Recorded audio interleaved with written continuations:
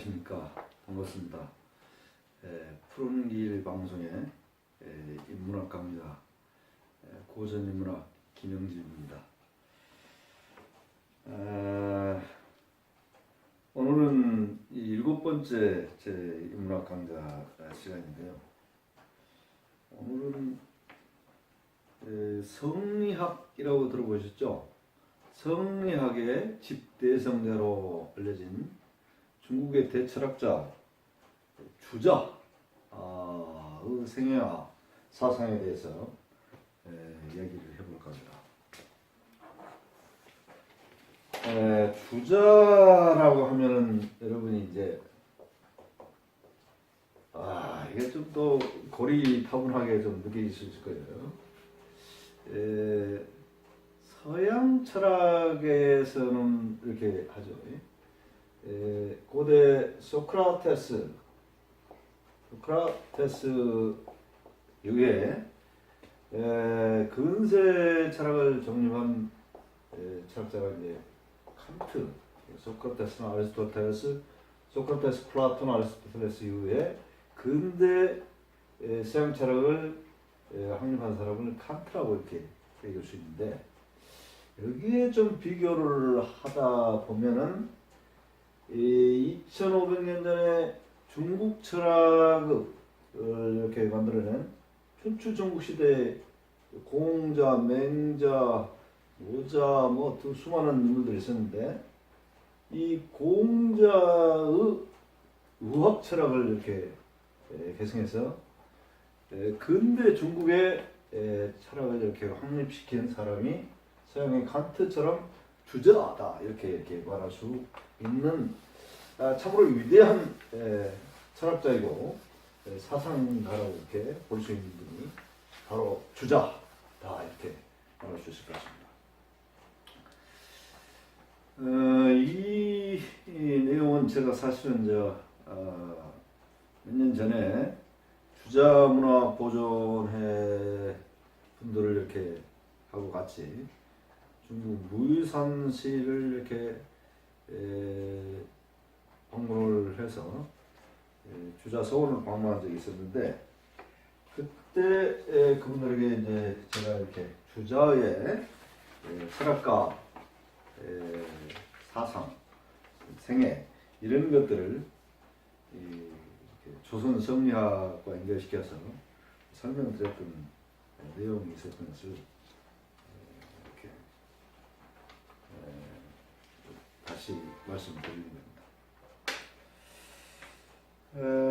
오늘은 이 주자, 즉 주희의 일생에 대해서만 시간이 이제 많지 않으니까 이 대해서 얘기를 좀 드릴까 합니다. 주자, 본명이 이제 주희죠.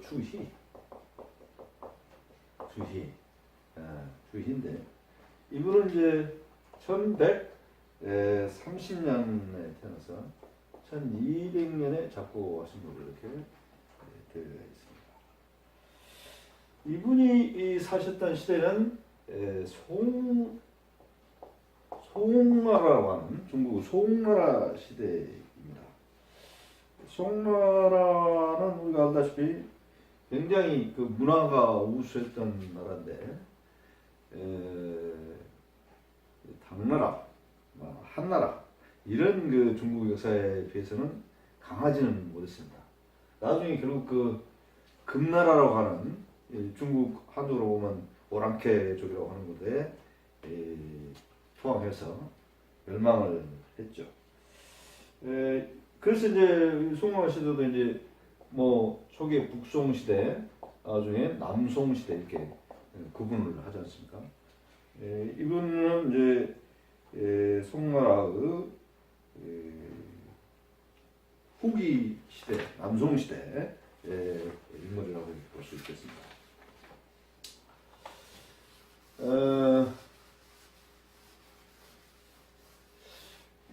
이 주자는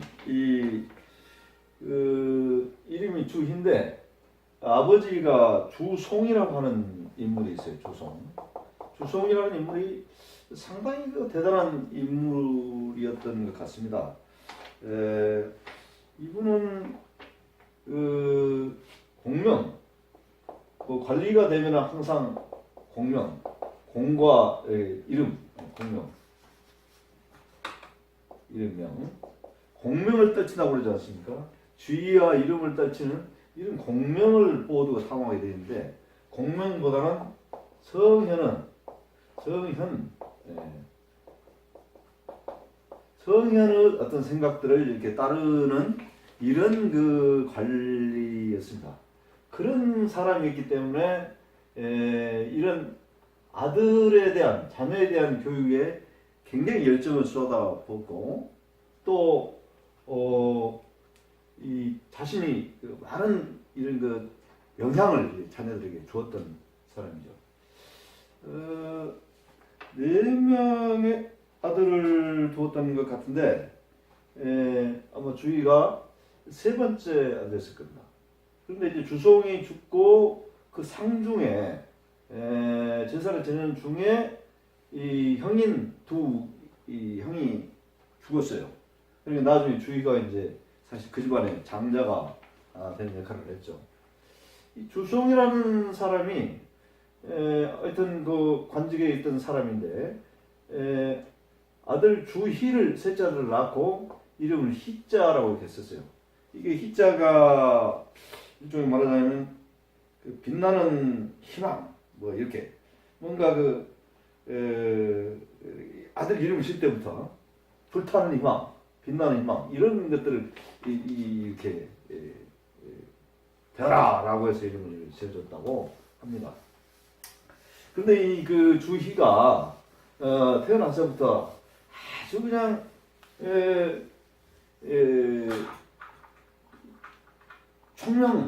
총명하다고 그러죠. 총명했나 봐요. 그래서 굉장히 어청명했는데, 이 5살 때에 이미 그 효경을 읽었다고 돼 있는데, 사실 이제 5살이라고 하고 나중에 7살이라고 이렇게 하는데, 하여튼 어린 이 나이에 이 효경이라고 하는 효도에 대해서 논하는 이 책을 읽게 공부를 하게 됐는데, 이 효경을 딱 한 번 읽고는 책 머리에다가 이 그 주의가 이렇게 썼다고 해요. 참 불약시 비인야라. 이게 무슨 말이냐면, 만일 약자 아닙니까? 만일 이것을 안 하면, 안 하면은 이 사람이 아니다, 그 말입니다. 만약 이 효경을 제대로, 이 효도에 관해서 말하는 효경을 제대로 실천하지 않으면 내가 사람이 아니다 라고 그 책 머리가 이렇게 썼다라고 돼요. 얼마나 이제 참 영특한 그렇죠. 어린 소년이었습니까. 그랬는데 이 그 주의가 안타깝게도 13살 되던 때 그 주송이라고 하는 아버지가 이제 돌아가시게 됩니다. 이 아버지가 돌아가시면서 이 총명한 아들을 잘 키워보려고 자기 벗에게 보냅니다. 그래서 이때 이제 그 중국의 복건성에 당시로 보면 숭안현이라고 하는 곳으로 이렇게 아들을 이렇게 아들과 이제 부인을 보내게 되는데, 그 숭안현이라는 것이 지금은 이제 무이산 시입니다. 그러니까 이제 이 주의가 나중에 이제 무이산에다가 무이정사를 차려놓고 이렇게 나중에 평생을 거기서 연구하다가 죽게 되는 거예요. 이 무이산을 보냈는데, 여기에서 그 3명의 훌륭한 학자, 뛰어난 유학자들로부터 이 주의가 공부를 배우기 시작합니다. 그 대표적인 이 사람이 유지우라고 하는 사람이에요. 유지우. 그 다음에 유지우, 유면지, 호헌, 이 3사람의 훌륭한 학자들로부터 이 총명한 주의가 공부를 이렇게 배우게 됩니다. 여기서 유지우라는 사람이 아버지인 주송하고 벗입니다. 아주 가까운 벗이에요. 근데 이 유지우라고 하는 사람은 이제 제가 좀 설명을 더 드릴게요. 유지우라는 사람 아버지가 또 대단한 사람이에요. 유각이라고 하는 아버지가 있어. 유지우라는 사람 아버지가. 유지우라는 사람 아버지가 이 항금 장수로 이 이름을 떨친 사람이에요. 항금이란 말은 금나라고 하는 오랑캐하고 싸웠던 장수라 그 말이 항금 장수라는 말이. 그 장수로서 이 사람은 이 그 송이 금나라에게 투항을 결정하게 되자 자결을 해버립니다. 자결을 해버려. 대단한 애국자죠. 이 유곽이란 분은 그 악비라고 하는 아마 중국 고사를 들어본 사람들 들었을 거예요. 악비 장군이라고 하는 전설적인 송나라의 장수가 있습니다. 우리가 유적지 같은 데 가보면은 거기 뭐 대단한 문화재 연극 이렇게 보여주지 않습니까? 그게 악비 장군이 등장을 해요. 악비 장군이 금나라에 맞서 싸운 이 전설적인 송나라의 대장인데 이 악비 장군은 부하였어요. 유곽이라는 사람이. 그래서 이 유곽이라는 사람의 영향을 받은 그 아들 유지우가 당연히 금나라에 반대하는 이런 애국자죠. 그런데 그 친구인 이 주의 아버지 주송, 주송하고 이렇게 둘이 똑같아. 동맹이 돼 있어. 또 금나라에 대해 반대하는 애국자들이죠. 이런 영향을 받았던 사람이 주의요. 그러니까 이 아버지가 죽게 되자 이 주의라고 하는 이 사람이 다시 아버지 친구 유지우라한테 공부를 배우니까 이런 학문도 배우지만 말하자면 애국적인 어떤 사상을 이렇게 배우는 거죠. 나중에 마오쩌둥, 모택동이가 참 어떻게 보면 이제 한때 문화혁명 하면서 공자 책도 다 불태우고 대단한 문화혁명 했지 않습니까? 그런데 그래 여기 주자에 대해서 모택동이가 평가를 하는 글이 있어요. 글이 있는데 굉장히 주자에 대해서 높게 평가를 합니다. 그래갖고 이 주자를 한마디로 말해서 애국주의 사상이라고 평가를 합니다. 애국주의. 주자의 사상은 애국주의의 사상에 기반을 둔 것이다라고 평가를 하고, 그 다음 주자의 철학은 매우 과학적인 사상이다. 과학적이다. 사실 이제 주자 철학은 매우 나중에 이제 내가 나중에 설명하겠지만 이와 기를 성략적으로 해석한 대철학자죠. 매우 과학적이에요. 실증적이고. 그래서 이렇게 이제 평가를 할 정도로 하여간 이 아버지 주송의 애국적인 사상과 아버지 친구인 유지우의 그런 철학을 13세인 어려서부터 이렇게 공부를 이렇게 했던 것이죠. 그래 가지고 이제 19살 때, 19세 때 과거 시험을 이제 드디어 보게 됩니다. 그래서 과거에 진사시험에 급제를 했죠. 그래가지고 이제 간직 생활이 시작되는데 3년 후에 이제 동안연의 작은 간직인 주부가 되었고, 그대로 보면은 약 40여 년을 이러저런 간직을 좀 한 걸로 이렇게 되어 있어요.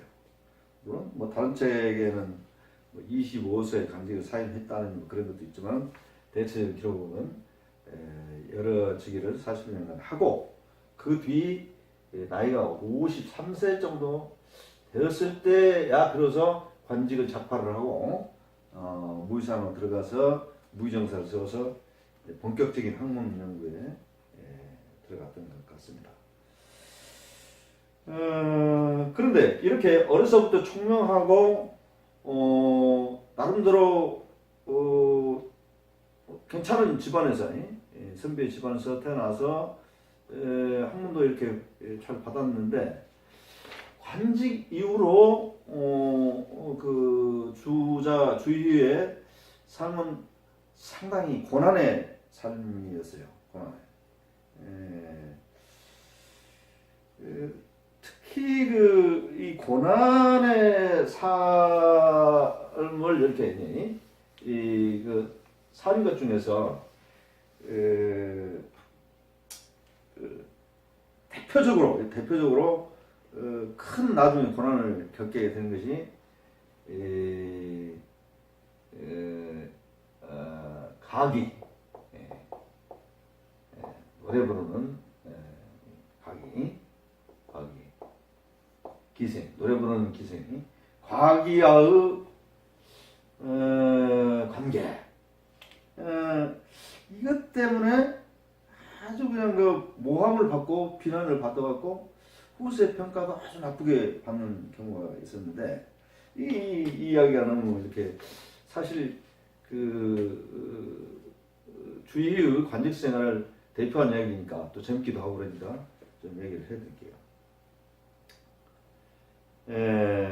나중에 한참 지난 뒤 1183년에 드디어 관직을 다 떠나서 우리 주의 선생이 무의정사라고 무의사에 있는 무의정사 들어가서 본격적인 학문을 이제 탐구를 시작합니다. 많은 제자들이 몰려오죠. 그런데 이때 한 여인이 이제 찾아옵니다. 한 여인이 찾아와서 자기를 제자로 받아달라고 이렇게 하는 거예요. 그러니까 당시로서는 여자는 제자로 받을 수 없다라고 이제 우리 주의 선생님이 얘기를 하죠. 그 여자 이름이 뭐냐면 이제 모문노라고 하는 여인이야. 모문노라는 여인이 이때 거절하는 주의 선생에 대해서 이런 이야기를 합니다. 상당히 똑똑한 얘기를 했는데 유교 무류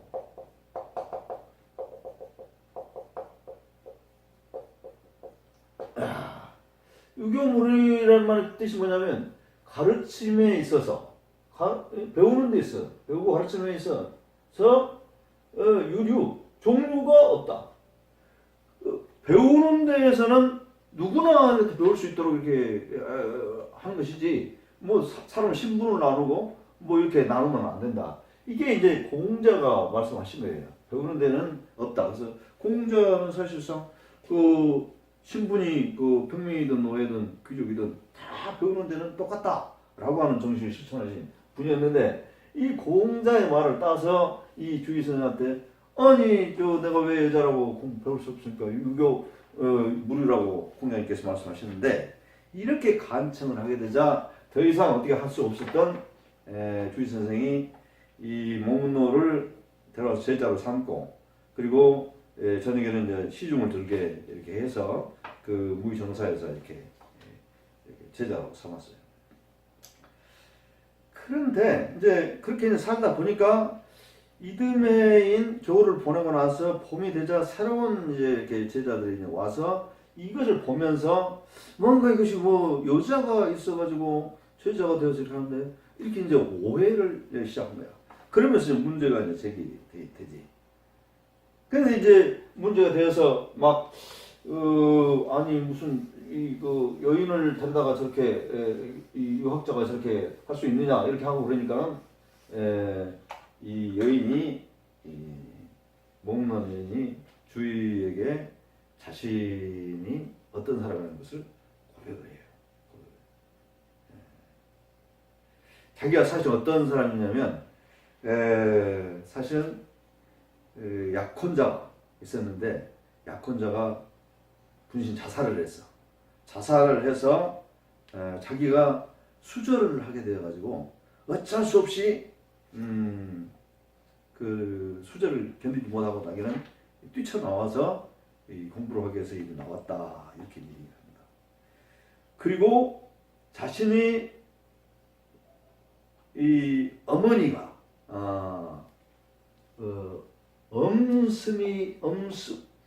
엄슴이라고 하는 어머니의 딸이다 이런 얘기를 합니다. 이 얘기를 들으면서 이제 주의 선생님이 놀라 자빠지죠. 놀라 자빠진 것이, 왜냐하면 이 엄습과 관련돼서 주위의 이제 일생을 바꾼 복잡한 관계가 이렇게 생기는 겁니다.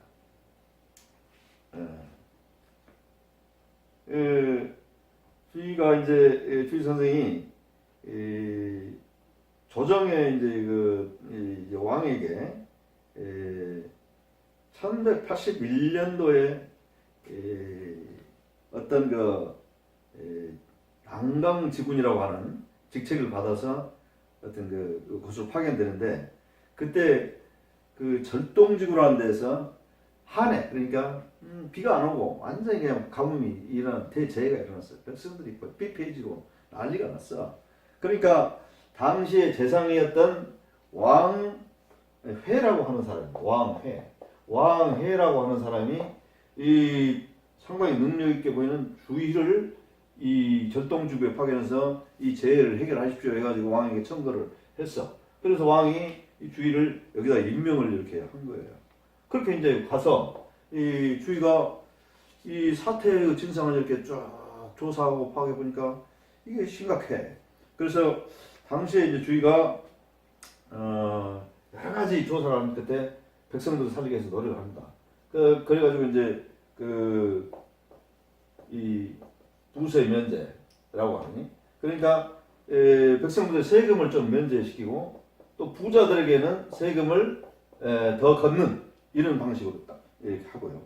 그 다음에 조정이 비축했던 군량을 사용해서 이 재해로 피해받는 사람들의 문제를 딱 깨끗이 해결해 버립니다.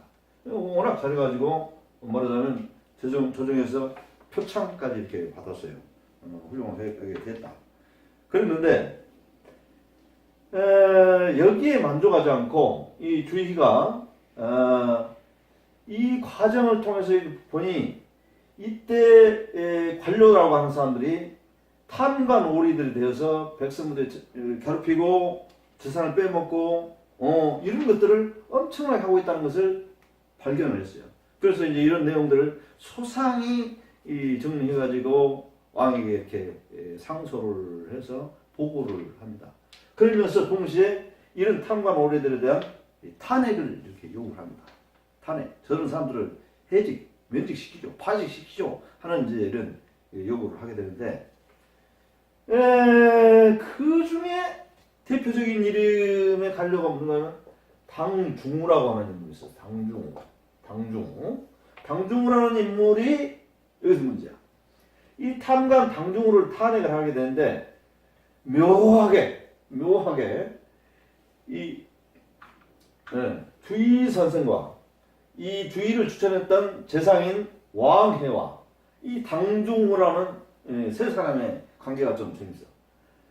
이 왕회라는 재상이 주의를 천거를 했던 인물이지만 당중우와 왕회는 사돈지가 아니야, 사돈지.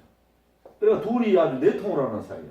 그런데 이 주의가 당중우라는 사람들이 탄관이었다고 했고 탄핵을 왕에게 지시하자, 이 당중우 팔아와서 왕에한테 얘기했을 거 아니야? 저 사람이 나를 치려는데 어떻게 할까? 이래가지고 이제 이 난리가 난 거야. 그런데 더 재밌는 것은 뭐냐면 이 모문노라고 하는, 아까 같이 모문노의 어머니가 엄스미라고 하는 이 기생이잖아, 기생. 엄스미라고 하는 이 기생을 이 당중우가 사랑하는 애기야, 애기. 사랑하는 기생이라고 말이야. 그런데 그 기생의 딸인 모문노가 주의한테 나중에 찾아와서 제자가 되기를 원해가지고 이렇게 관계가 이렇게 된 거야. 그런데 재밌는 것은 이 당중우의 탄핵을 했는데 나중에 탄핵이 왕이랑 결탁해서 안 되다가 끈질긴 주의의 노력으로 이 당중우가 탄핵을 하게 됩니다. 파직이 돼요. 파직이 되면서 이 엄슴이라는 이 여자도 이제 어디 갈 곳이 없잖아요. 그래가지고 이 여자가 이제 평민이로 이제 바꿔져가지고 평민이 되어서 이 모문노라는 이 딸을 낳게 된 겁니다. 그러니까 이 스토리를 보면 모문노는 주의의 탄핵에 의해서 이 당중우라는 사람과 어머니가 고통을 받아가지고 자기가 하나의 희생자가 된 거야. 그러니까 나중에 고백한데 무의정사에 있던 구이수 선생이 와서 하나의 제자가 되기 위해서 왔던 것이 아니라 나는 당신이 왜 그러는지를 따지기 위해서 당신이 이렇게 왔다라고 이 얘기를 하게 되는 기가 막힌 이런 사연을 이야기를 하는 거예요.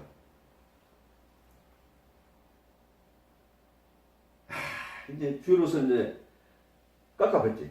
더군다나 더 재밌는 건 뭐냐면 이 머문노 이런 관계들은 이제 다뭐 전혀 엄습 머문노의 관계를 잘 모르고 있는 주의로서는 이 머문노라는 이 애인지를 모르고 어느 고장에서 이렇게 그 남자가 약혼한 남자가 자살해서 죽게 되자 그 처녀가 수절을 하고 있다라는 것을 이렇게 보고 이 수절을 한 것에 대해서 이 복산자라고 하는 시를 이렇게 복산자라고 하는 시를 내려서 이 수절하는 여인을 찬양하는 글을 줬다라고 하는 이야기가 있어요. 이것을 이제 역사적으로 보면 사실이라고 하는 설이 있고 이 주의를 이렇게 모함하려고 하는 왕해와 당중을 하는 세력이 이렇게 엉터리로 이렇게 만들었던 모함시다 이런 말도 있는데 어쨌든 간에 주의 선생이 이 수절한 여인은 머문노의 복산자라고 하는 이 시를 주어서 편액을 줘서 칭찬을 했다라고 하는 기가 막힌 이야기지. 그러니까 그 기가 막힌 그 여자가 찾아와서 제자가 되었고 그 제자와 사랑에 빠진 거야. 사랑에 빠져서 같이 살게 된 거지. 그 이야기가 이 사람들한테 퍼지게 되자 이 대선비인 성리학자인 주의가 어떻게 돼? 사람이 한마디로 웃기게 돼버린 거 아니야. 응? 나한테는 막 수저를 이야기하고 그런 사람이 자기는 여자를 제자로 삼아서 데리고 산다. 이런 사람이 군자냐? 이 사람 소인이지. 이렇게 되어버린 거야. 그래서 이 위대한 주의에도 불구하고 완전히 역사에서 그냥 그 시대에 한 소인으로 그냥 막 그 소문이 나가 일종의 스캔들 요즘 말로 하자면 그렇게 돼가지고 얼마나 그런 얘기는 잘 덮여지잖아요. 이렇게 된 거야. 이게 주의 사상의 위대함에도 불구하고 그런 것에 나중에 시달리게 됩니다. 자, 이것은 이제 하나의 이제 또 재밌는 스토리였다고 하면 이 주의 선생이 관직 생활을 잘 못할 수밖에 없어요. 왜냐면 아까 말했잖아요. 그 사상이 투철한 데다가 성격이 강직해요. 그러니까 아까 같이 이 탐관 오리들을 결탈하지 않고 탐관 오리들을 보게 되면 이 사람들 그 실태를 파악해서 왕에게 보고를 하고 상소를 하고 탄핵 저 사람 면직 파직시키라고 이 주창을 하게 되는데 이걸 굽히지 않습니다. 아까 같이 왕해하고 이런 세력하고 서로 타협을 하고 살았으면 아마 주인이 계속 직급이 올라오는 공무원이 됐겠지. 그런데 왕해까지 탄핵을 주장 결국 나중에 재상인 한나라의 재상인 왕해가 당중을 하고 하는 아까 그 사돈과 결탁해서 진행한 절도 사건이 있었어요. 절도 사건에다가 플러스 그 가짜 화폐 조작 사건이 있었어. 가짜 화폐 조작 이거 큰일이지.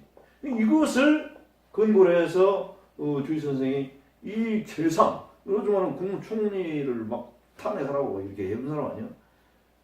그러니까 이 인생이 고달플 수밖에 없지. 그리고 왕은 우리가 역사에서 보지만 꼭 그러면 이런 예를 들면 정조가 다산 정영만 다 옹호하고 있까니 그리고 뭐 하잖아요. 그래서 결국은 왕은 이 간신 세력 때인 왕이 당중호 세력도 두둔을 해버리게 된 거야. 그래서 결국 주의가 이런 그 고통스러운 관직 생활을 하다가 나중에 도저히 못하겠다 해가지고 제가 생각해 보니까 한 51세인가 뭐 근데 그런 정도 될 때 모든 관직을 가져고 나는 이제 학문에 전념을 해야 되겠다 해가지고 무의정사로 간 거죠. 그런데 무의정사에서 이렇게 공부를 하고 제자들 만들어서 이렇게 학문을 하고 그 사상이 이제 퍼지게 되고 이런 거 해 나가다 보니까 아까 같이 왕이나 당중이나 이런 세력들이 이제 주의를 모함을 합니다. 그리고 위당이라고 위당이 이제 가짜 당 말하자면 저것들은 왕을 뒤엎으려고 하는 하나의 모함 말하자면 하나의 그 반당 세력이다 이런 이제 모함을 하게 됩니다. 그래서 나중에 어떤 일이 일어나냐면은 아주 그냥 그 주의 선생을 이 위당의 두목으로 이렇게 해가지고 주의 선생이 썼던 그동안의 저술들을 전부 다 불을 태웁니다. 그리고 주의 선생의 제자들을 과거 시험에 응시하면서 제한을 해버려요. 또 이미 관직에 가 있은 주의 선생의 제자들을 다 파면 조치를 시켜버립니다. 완전히 정치적인 박해를 이렇게 한 거지. 결국 이제 주의 선생이 65세에 이제 낙항에서 중림조선을 지었는데 71세. 71세 되던 해 3월 9일 날 목숨을 거두게 됩니다. 주의 선생은 목숨을 거둘 때 자기의 죽음을 스스로가 알고 그리고 이렇게 스님들 그 자리에 앉아서 좌선하면서 죽은 사람처럼 주의 선생님 그렇게 돌아가신 분입니다. 대단한 정신이 강직한 분이었죠.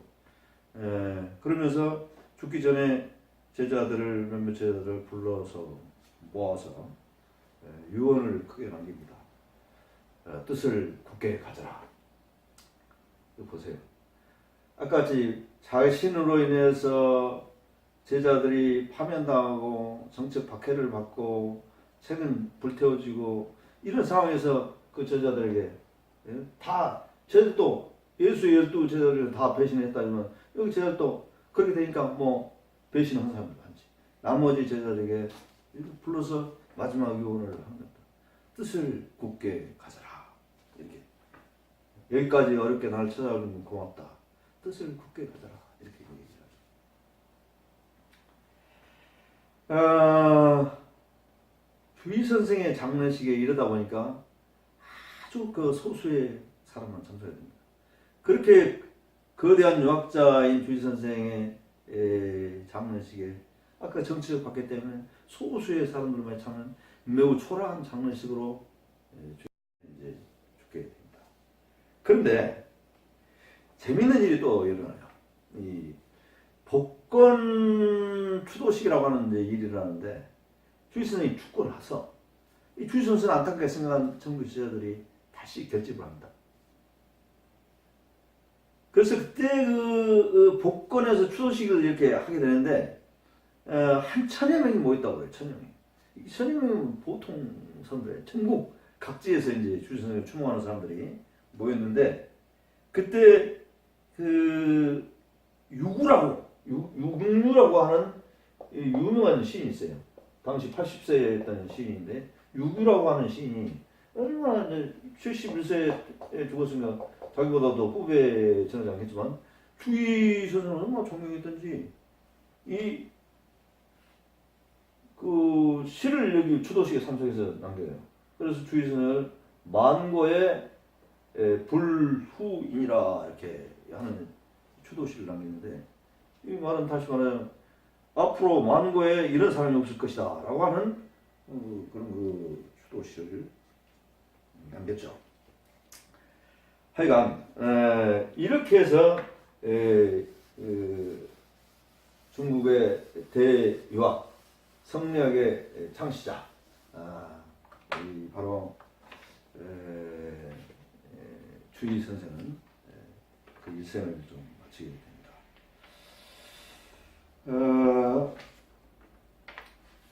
주의 선생이 이제 일생 마치기 전에 이렇게 그 지은 무의산에 이렇게 세운 서원이 중림 정사 중림정사 중림정사에서 마지막 숨을 거두게 된다. 이런 말씀을 드립니다. 오늘은 주일 선생의 일생을 제가 여러분에게 설명드리는 것으로 마치고 다음 시간에 그러면 주일 선생은 어떤 그 사상을 가졌던 분인가 하는 것을 주일 선생이 워낙 방대한 지식을 갖고 있는 사람이라 다 설명을 하기는 못하겠고 주요한 뼈대만 여러분에게 소개해드리고 또 그 다음 시간에 주의 주자 사상이 조선으로 건너오면서 조선 성리학이 만들어지는데 그 조선 성리학과 주의는 어떤 관계에 있느냐 이런 얘기를 좀 전해드리도록 하겠습니다. 오늘 긴 시간 얘기 들어주셔서 감사합니다.